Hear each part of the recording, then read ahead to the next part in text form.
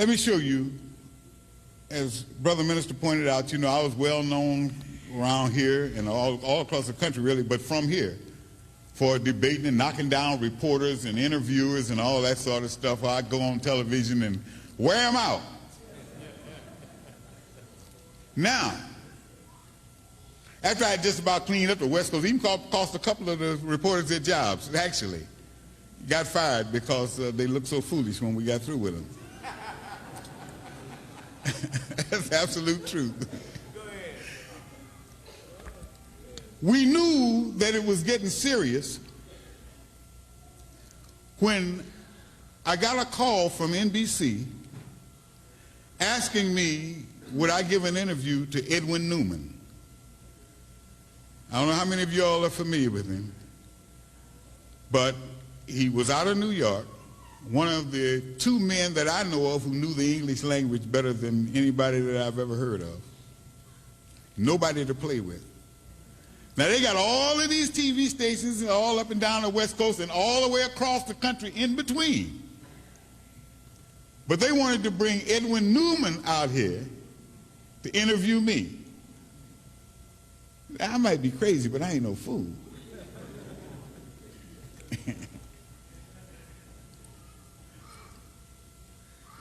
I'm not going to refuse. All I did was gave some conditions. And the conditions were that Mr. Newman would have to send me all of his questions. And then I would grant him an interview, and he could not ask me anything but the questions that he had submitted.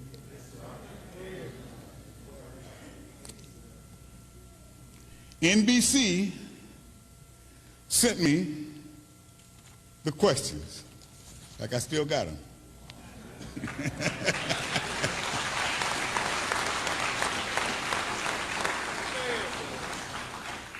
This was in March of 1964.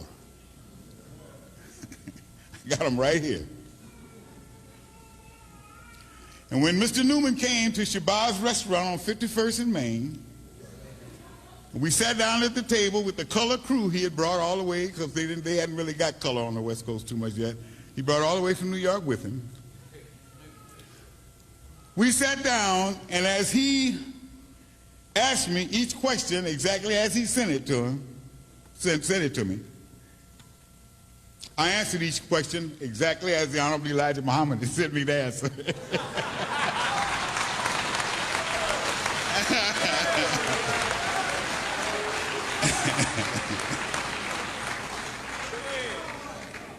And that's the way that tape stood. See, like we always say, I might be crazy, but I ain't no fool. When I saw the questions, I knew I didn't have no business with them. The secretary to whom the messenger dictated the answers, she told me about it later. She was amazed herself. She brought the letter to him. He told her to pull up a chair. And as he read each question, he gave her an answer and kept right on pushing. Didn't even hesitate, didn't think about it, didn't go to look up nothing or nothing. He rattled them all.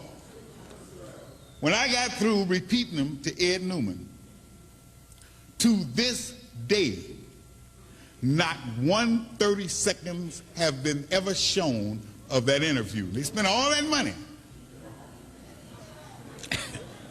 However, for years after that, every TV reporter that interviewed me in any city across the country said that their bosses had them to come in and look at that tape before they came to talk to me.